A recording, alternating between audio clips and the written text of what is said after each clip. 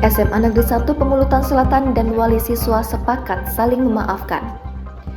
Buntut dari siswa-siswi SMA Negeri 1 Pemulutan Selatan di Ogan Ilir yang dihukum, para guru menggelar mediasi dengan orang tua siswa. Kesempatan itu digunakan para orang tua untuk menanyakan mengapa seluruh siswa dihukum fisik padahal hanya segelintir anak yang melanggar. Johan, salah seorang wali siswa, mengaku keberatan anaknya ditampar kepala sekolah, padahal anak tersebut tak melakukan kesalahan. Menurut Johan, para guru sebaiknya hanya memberikan sanksi kepada siswa yang bersalah, tak melibatkan siswa lainnya. Sementara, Kepala SMA Negeri 1 Pemulutan Selatan, Mas Nawati, mengaku mendaratkan tangan di wajah para anak didiknya itu semata-mata karena ingin mendidik.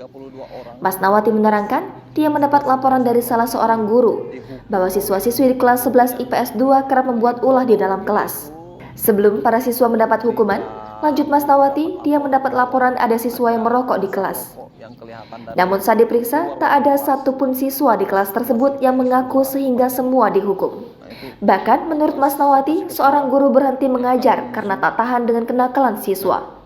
Diskusi antara wali siswa dan kepala sekolah ini ditengahi oleh pengawas wilayah Ogan Ilir dari Dinas Pendidikan Provinsi Sumatera Selatan, Chandra Dewi.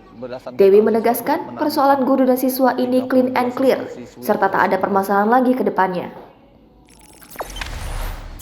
Jangan lupa subscribe, share, komen, dan like ya!